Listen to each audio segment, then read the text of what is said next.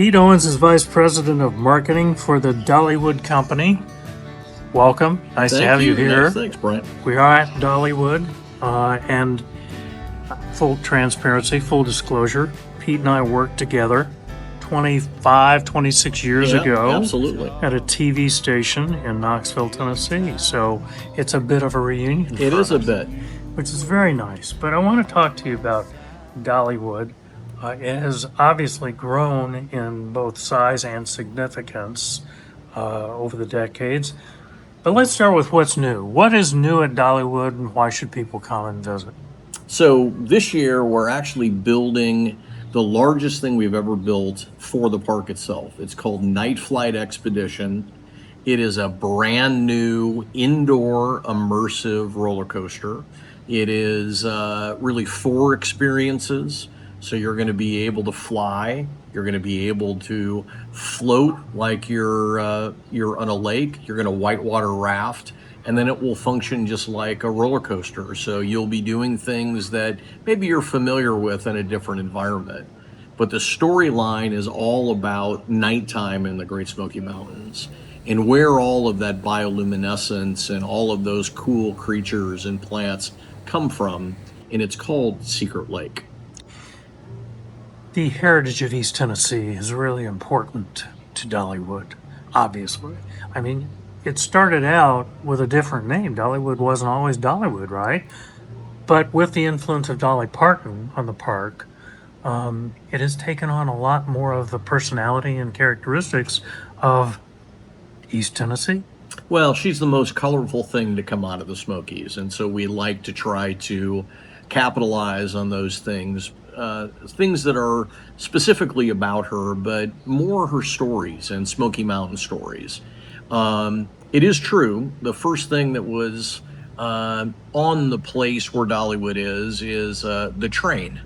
So the Dollywood Express was originally part of an attraction called Rebel Railroad, and that operated for 5 or 6 years and really set the stage for what would come. Then Art Modell, who owned the Cleveland Browns, bought the park.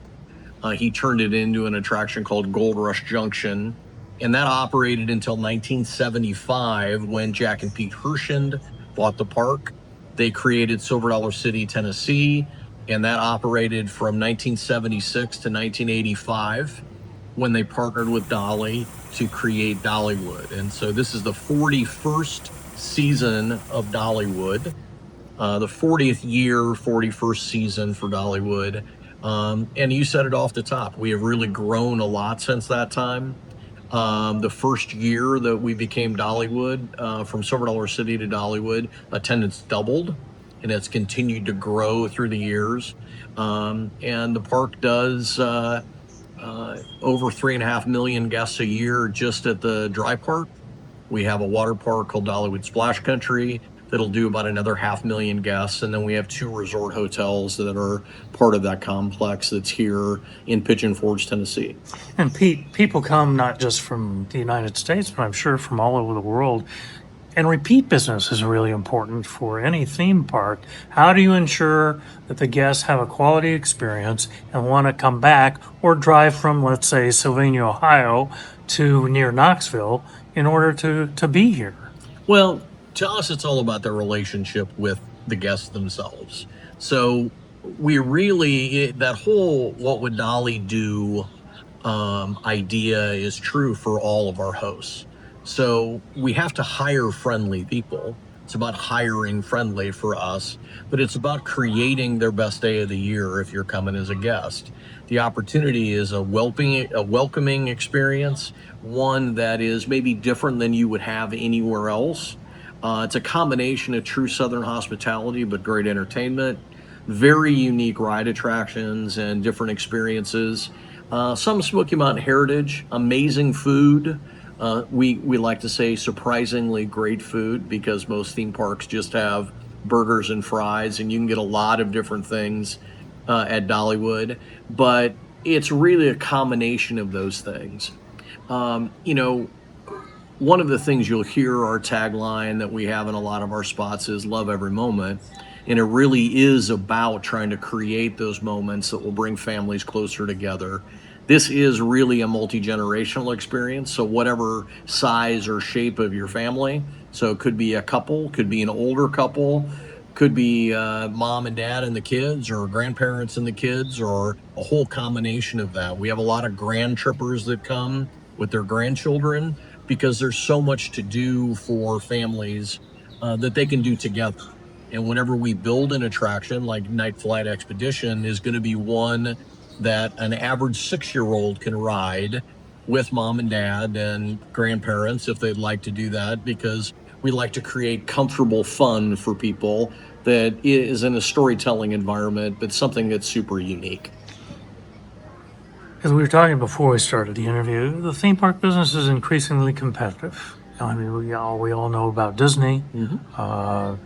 In our neck of the woods in Ohio, there's obviously Cedar Point, and you have a lot of others. How does Dollywood look at how you remain competitive, and how big is technology in that whole role? Well, our approach is different because Dolly is really the IP that we have that is part of what that Smoky Mountain experience is. Whereas somebody like Disney or Universal would be very focused on any movie that they put out or any sort of television IP that they have that they can exploit in their park experiences. Um, a park like Cedar Point is a classic theme park, a classic amusement park, seaside amusement park. And that's really the theme and the experience that you get there. It's obviously the coaster capital of the United States, but or a park like, say, Kennywood in Pittsburgh is very much it's a historic park. It was a trolley park for the city of Pittsburgh. We all have our own individual niches, but it's really about, for us, that family experience. This is not a park that you see teens kind of going off and running off on their own. Families are doing things together, and we try to create that kind of an environment and try to share that family experience with our guests when they're here. And for people who are interested in visiting, perhaps this spring or this summer, what's a really good time? How do they get ticket information and more data to make some good decisions? So, park is open basically 9 months a year, 10 months a year. So we're open 280 days. So we have 5 festivals. We just completed the I Will Always Love You Festival. That's how we start every year to have Dolly be able to welcome our guests for the year. We're currently in the middle of our Flower and Food Festival, which is thousands and thousands of blooms and large mosaic culture sculptures made out of plants. And then we have a summer celebration. We do a fall festival that is punctuated every night with Great Pumpkin Luminites, which is basically a large pumpkin blaze all through the park with large pumpkin sculptures. So it's not a scare environment, it's a family Halloween environment. And then we do Smoky Mountain Christmas, which is our most popular festival, runs November, December, and early January. 6 million lights, 7 holiday shows, lots of things to get you in the holiday spirit. But you can find out all of those things at dollywood.com.